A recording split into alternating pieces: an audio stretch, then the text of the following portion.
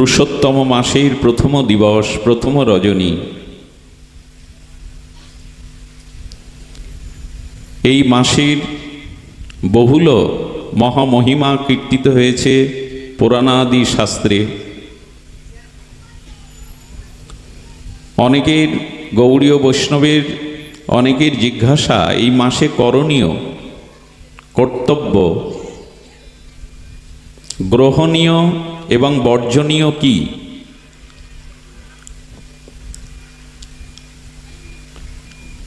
আমাদের বৈদিক সনাতন ধর্মে চান্দ্র এবং সূর্য, সৌর, এই দুটি মাস বা বছর গণনা হয়। চান্দ্রমাস এবং সৌর মাসের গণনায় 32 মাস অন্তর একটা অধিক মাস সৃষ্টি হয়। কারণ চান্দ্রমাস এবং সৌর মাসের সাথে কিছু দিনের পার্থক্য থাকে। এই অধিক দিনগুলো 32 মাস পর একটা অধিক মাসে রূপান্তরিত হয়। এই জন্য এই মাসের নাম অধিক মাস বলেও খ্যাত। এই যে 32 মাস অন্তর একটি অধিক মাস হয়, এই অধিক মাসে আমাদের বৈদিক দশবিধ কর্মকাণ্ড এটি পরিত্যাগ করার বিধান, যেটিকে মল বা মলমাস বলে। মল মানে তো পরিত্যাজ্য বিষয়। সমস্ত শুভকর্ম, বৈদিক কর্ম, দশবিধ কর্ম এই মাসে নিষিদ্ধ। আমরা যদি একটু অন্তর্দৃষ্টি দিয়ে আধ্যাত্মিক দৃষ্টি করে বিচার করি, একটু দার্শনিক ভাবনাটা গ্রহণ করি, কাল হলো বিভু। কাল মানে সময়, সময় হলো বিভু। বিভু কাকে বলে? ব্রহ্মবস্তুকে বিভু বলে। বৃহৎ, সর্ববৃহৎ, অনন্ত, তাকে বলে ব্রহ্ম বা বিভু। ব্রহ্মই বিভু। তো বিভু বস্তু কোনো কালের দ্বারা ছেদ হয় না। কালেন ন ছেদ্যত। বিভু বস্তু যেমন আত্মা, কাল, এইগুলি, কাল মানে সময়, এগুলো ছেদ হয় না। তবে যে সেকেন্ড, মিনিট, আমরা দিন, ঘন্টা, পাক্ষিক, পক্ষ বা মাস, বৎসর, যুগ, যুগান্তর, কল্প, এগুলি কেন আমরা নির্ণয় করেছি? সময়ের যদি ছেদ না হয়, কাল যদি, সময় যদি বিভু হয়, অনন্ত হয়, তাহলে তার ছেদ হওয়ার কালেন ন ছেদ্যত। বেদ ভগবান বলছেন কাল ছেদ হয় না।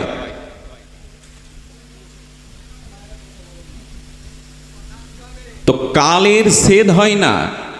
আমরা আমাদের এই প্রাকৃত জগতে ব্যবহারিকের কারণে আমরা মিনিট, সেকেন্ড, সেকেন্ডের পরে আরও হয়তো লব বলা যায়, এইভাবে বিভাজন করেছি সময়কে।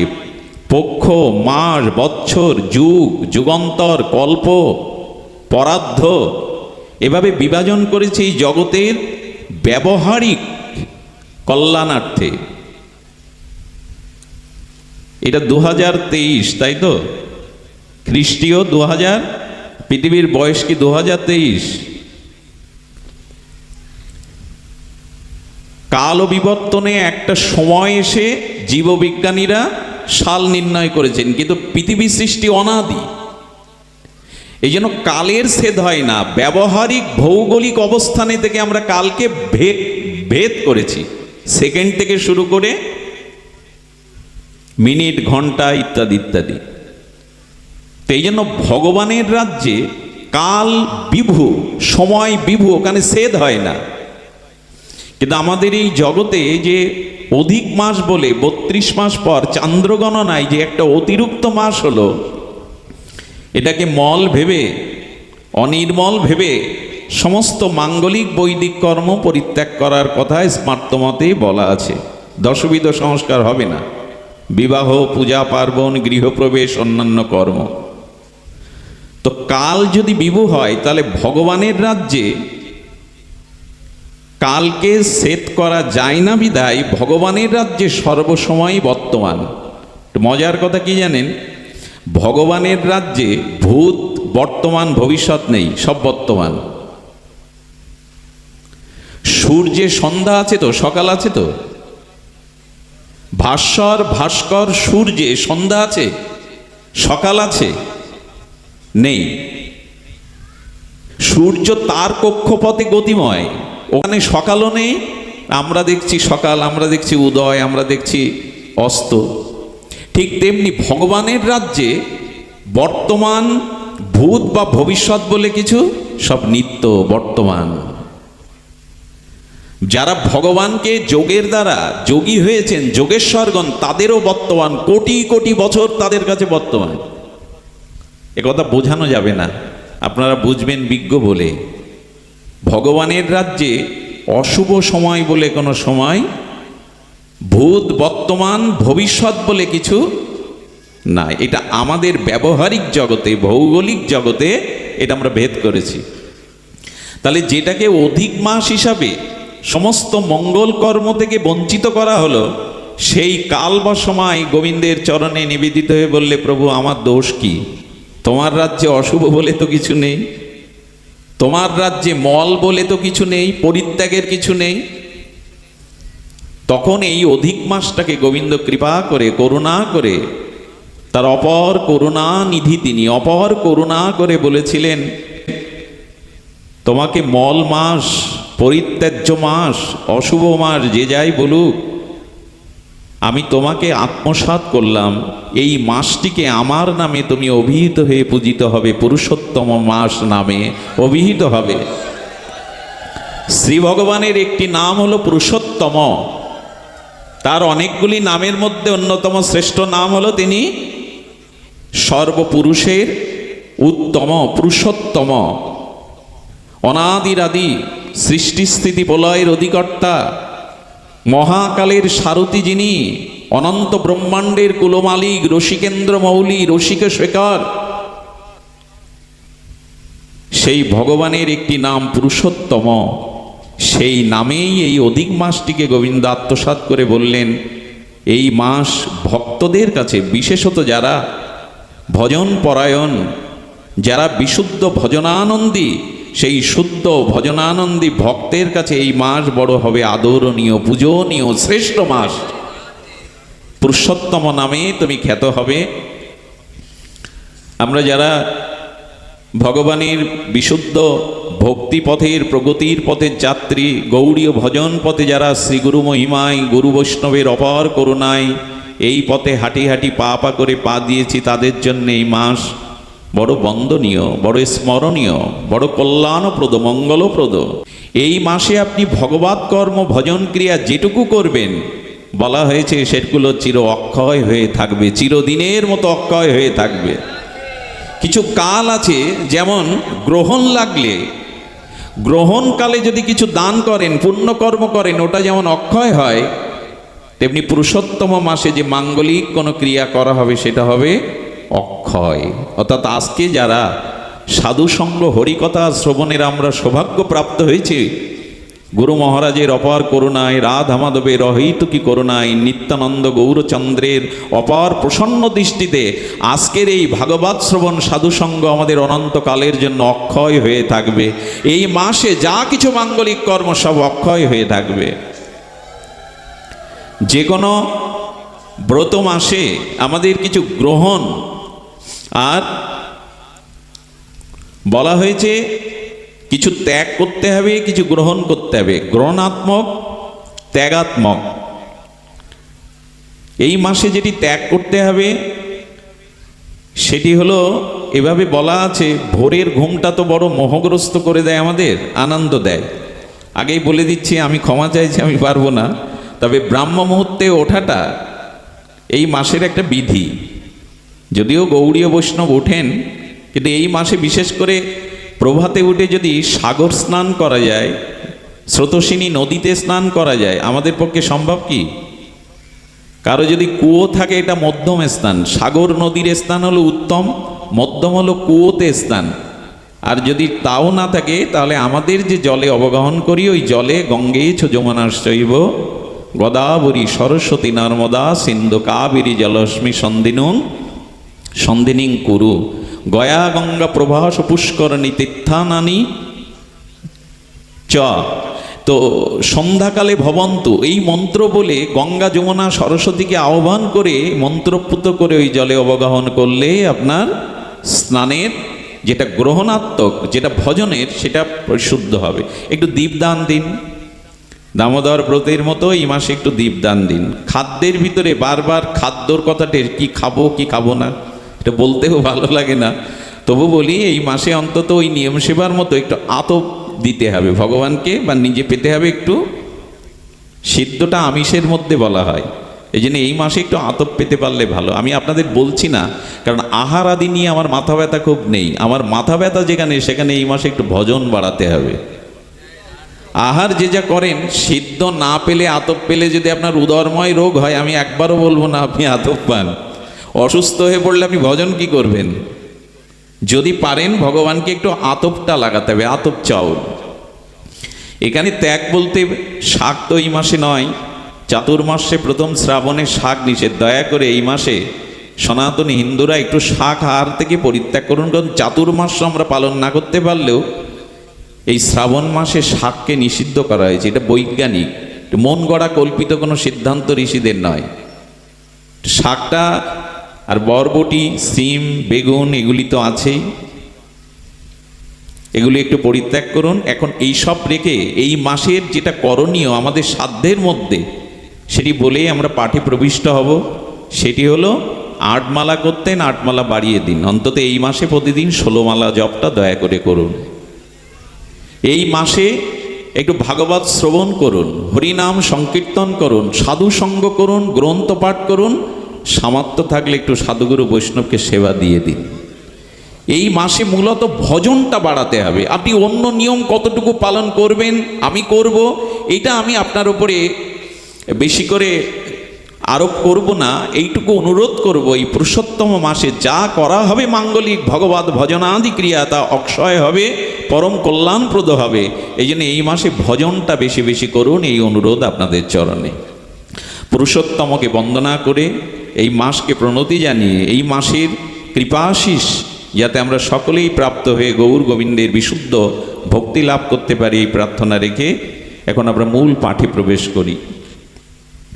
অনেক চিত্ত বিভ্রান্তা মোহজাল সমাবৃতা প্রসক্তা কাম ভোগেশু পতন্তি নরক অসুচ। ঠাকুর মহাশয় বলছেন, ছিল নরোত্তম ঠাকুর মহাশয়, দারুণ সংসার গতি বিষয়েতে লুব্ধমতি তুয়া বিস্মরণ শেল বুকে। আমাদের মনটাকে ঠাকুর মহাশয় বলছেন বিষয়ে লুব্ধ। ভ্রমর যেমন ফুলের মধুর জন্য বড় প্রলুব্ধ, লুব্ধ, বড় লোভী, তেমনি কাম, ক্রোধ, লোভ, ভোগ, বাসনা, শব্দস্পর্শ, রূপরস, গন্ধে ঠাকুরমশাই বলছেন বিষয়েতে লুব্ধ মতি। মতি মানে আমাদের বুদ্ধিটা বিষয়ের ভোগের প্রতি বড় লোভাতুর, আতুর। এর কারণ হলো আমাদের চিত্তটা বিভ্রান্ত হয়ে গেছে।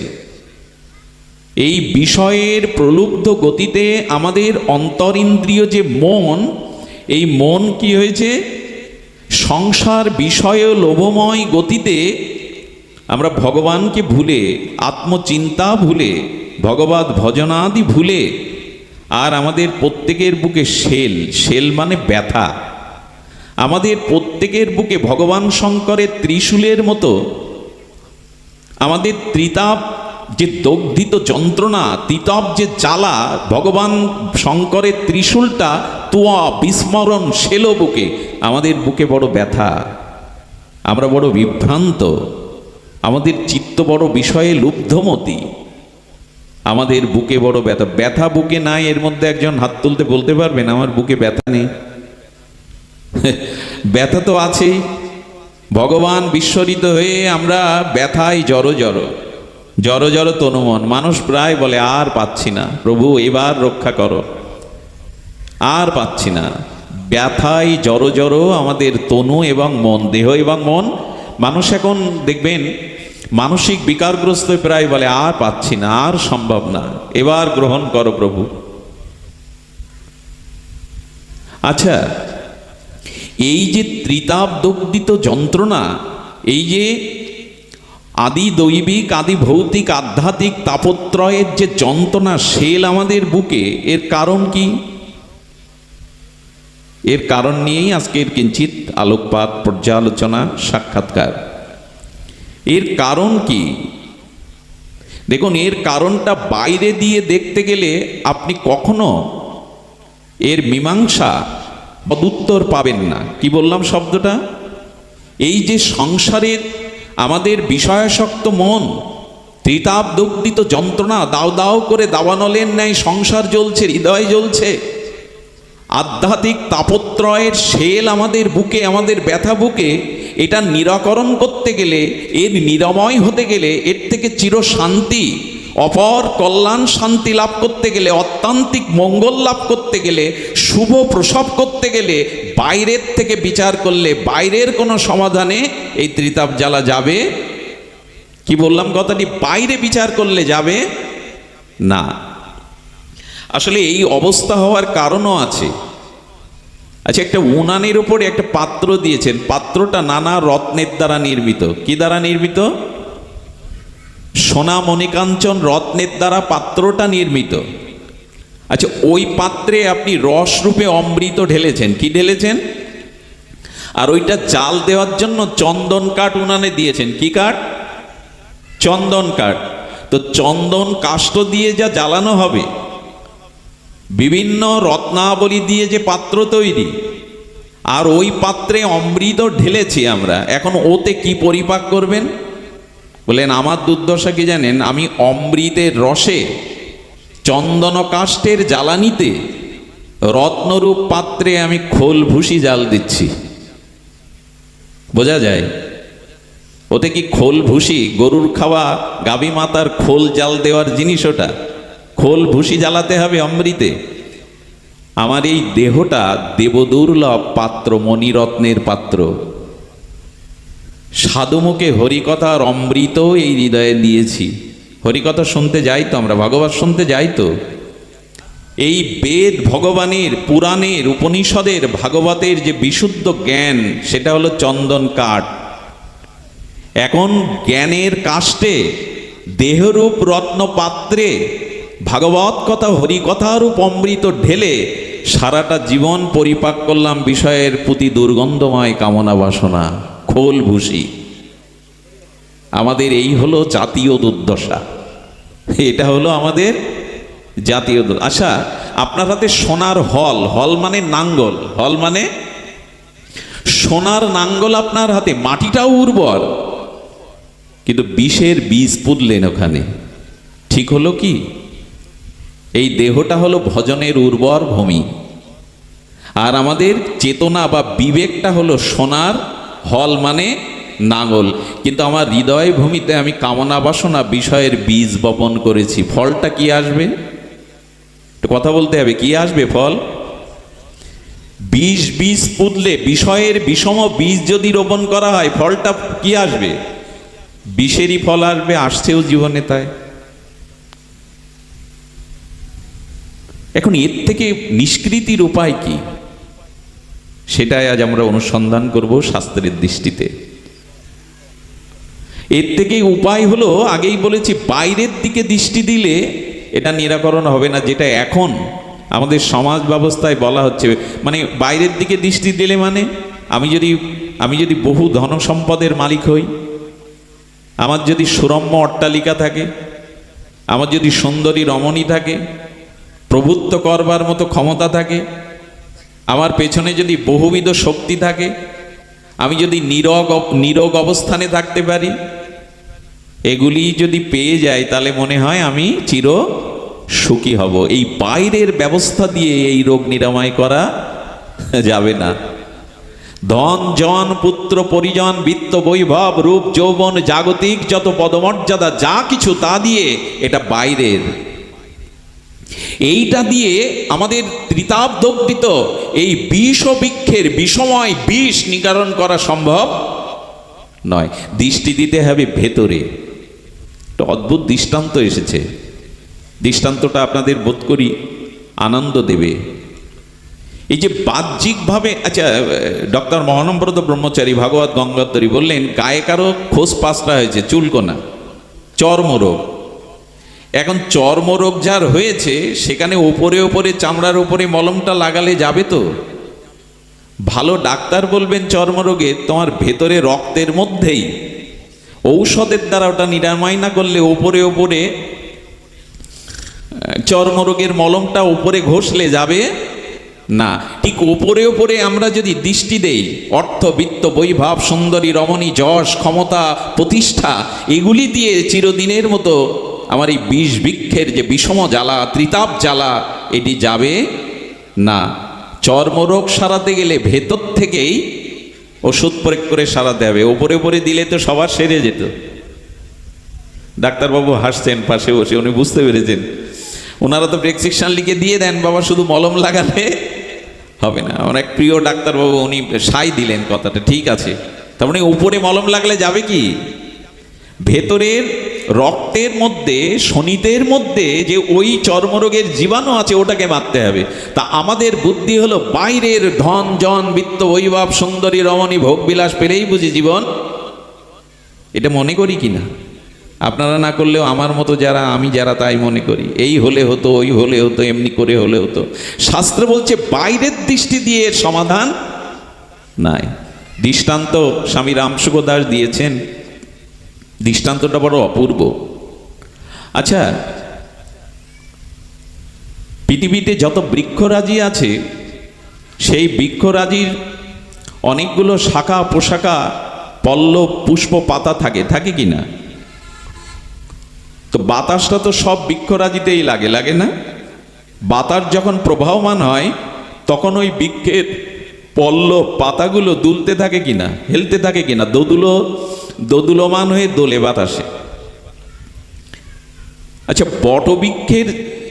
বটবৃক্ষের কাছে যদি যান বা যে কোনো বৃক্ষের তলে যদি গিয়ে বসেন, দেখবেন বাতাস লেগে পাতাগুলো মৃদু মৃদু, ওই বাচ্চাগুলিকে থামান না, ওই বাচ্চাগুলিকে মৃদু মৃদু বাতাসে পত্রগুলো, পাতাগুলো দোদুলমান। আচ্ছা, একটা বৃক্ষের তলে বসলে সামান্য বাতাসে পাতাগুলো বাজে, কোন বৃক্ষ বলুন তো?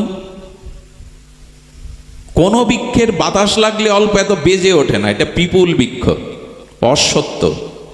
লক্ষ্য করেছেন? সামান্য বাতাস লাগলে ওর পাতাগুলো নুপুরের মতো বাজতে থাকে, শব্দ সব থেকে বেশি হয় পিপুল বৃক্ষে। তো পিপুল বৃক্ষের তলে কেউ বসেছে, সামান্য বাতাসে পাতাগুলো দোদুলমান হয়ে বাজছে নুপুরের মতো, বেশি শব্দ হয়, দেখবেন খুব শব্দ হয়। অন্য বৃক্ষের পাতা এভাবে বাজে না, পিপুল বৃক্ষের পাতা যেভাবে শব্দ, অনেকের অনুভূতিতে হয়তো নাই, কারণ পিপুল তো সব জায়গায় পাওয়া যায় না। যাদের আছে আগামীতে প্রমাণের জন্য একটু তলে গিয়ে বসবেন। এখন সামান্য বাতাসে পিপুল বৃক্ষের পত্রগুলো থরথর করে কাঁপছে এবং বাজছে, শব্দটা আপনি শুনতে পাচ্ছেন। আচ্ছা, যদি মনে করেন এরাই যে বাজছে, এরা যে কাঁপছে, এদের আমি মানে স্থিতি করব, তো এই স্থিতি করতে গেলে কি করতে হবে? সব পাতাগুলো, শাখা, ডাল, পাতা যা যা আছে সব মানে ফেলে দেবেন, সম্ভব কি? এইভাবে ওই পাতার তরঙ্গগুলো, চঞ্চলতাগুলো স্থির করা যাবে? সব পত্রগুলো আপনাকে গাছ থেকে বিযুক্ত করতে হবে, ফেলে দিতে হবে। এটা কি সমাধান? ওই দেখে আপনার মনও চঞ্চল হচ্ছে, যেমন আমাদের বাইরের কামনা বাসনায় মন চঞ্চল। সাধক এসে বলছেন কি, বৃক্ষের পাতার দিকে, শাখার দিকে, পল্লবের দিকে তাকিও না। এই বৃক্ষটাকে যে ধরে রেখেছে, এর অস্তিত্ব যেখানে, সেই শিকড়ের দিকে তাকাও। গোবিন্দ ভাগবত, শ্রীমদ্ ভগবত গীতাতে বলেছেন এই সংসারটা অশ্বত্থ বৃক্ষ, বলেছেন না? অশ্বত্থ বৃক্ষ। তো বলছেন এই বৃক্ষটাকে, যার অস্তিত্ব যিনি ধরে রেখেছেন, ওই মূল শিকড়ের দিকে তাকাও। মূল শিকড়ে বাতাস লাগলে কি নড়ে, শব্দ হয়, তরঙ্গ হয়? হয় কি? তার মানে তুমি এই জগতের জড়ের মধ্যে থেকে চেতনকে দেখো, অস্তিত্বকে দেখো। যদি আত্মাকে, অস্তিত্বকে, চেতনকে দেখতে পারো, তখন আর বাইরে তোমার চঞ্চলতা করতে পারবে না। যা ধরে রেখেছে সেই চেতনের দিকে দৃষ্টি দাও। এই জন্য বললেন, জীবন্তে মরণ ভেল দুঃখে। যারা ভগবানকে ভুলে আছে তাদের জড় জড় তনুমন, বিষয়ে লুব্ধমতি যারা, তাদের দারুণ সংসার গতি। দারুণ মানে তারা সংসারে ভালো নেই, ভালো থাকতে পারে না। যারা ভগবানকে ভুলে আছে, যারা ঈশ্বরকে ভুলে আছে, ভজন ভুলে আছে, সাধু সঙ্গামৃত, কথামৃত, চরণামৃত, হরিনামামৃত ভুলে আছে, তারা জীবন্তে মৃত। তারা কখনো শান্তি পেতে, জীবন্তে মৃত মানে মৃত ব্যক্তিকেই সিগাল ছিঁড়ে খায়। মৃত শরীর পেলে সব ভোগ প্রাণী চিল শগুনগুলো ছিঁড়ে খায়, কিন্তু পাশে যদি জীবন্ত একটা মানুষ শুয়ে থাকে তাকে শিয়াল ছিঁড়ে খাবে না, শগুন চিল তাকে ছিঁড়ে খাবে না। তো যিনি ভগবানকে ভুলে আছেন, ভজনকে ভুলে আছেন, তিনি জীবন্তে মৃত, তাকেই তো কাম ক্রোধ ছিঁড়ে ছিঁড়ে খাবে। উপায় হলো আর কিছু না। উপায় তিনটি বলেছেন। উপায় একমাত্র সাধু মুখে হরি কথা, সাধু সঙ্গে হরি কথা।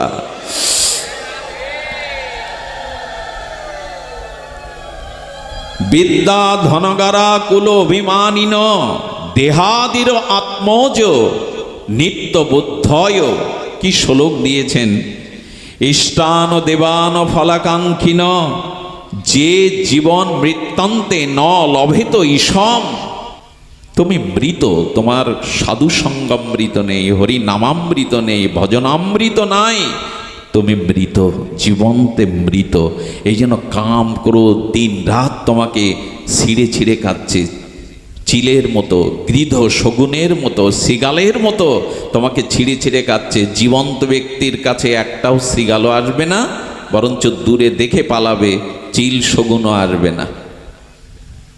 ভজন করো, ভগবানের ভজনের আর একমাত্র প্রথম দুয়ার হলো সাধুসঙ্গ হরিকথা। সাধুসঙ্গ হরিকথাকে শাস্ত্র কি বলেছে? অমৃত। অমৃত পান করলে অমরত্ব তো আসবে, আসবে না? অমৃত পান করলে আর ব্যথা বেদনা থাকে কারো? রোগের যন্ত্রণায় যদি উপযুক্ত ঔষধ আপনি পান করেন, রোগের যন্ত্রণা থাকবে? তেমন এই সংসারের যে সংসার বিষয় গতি, ত্রিতাপদগ্ধিত জ্বালা, একমাত্র ভগবৎ কথামৃত পান করলেই তা দূরীভূত হবে। কথামৃত পান করো।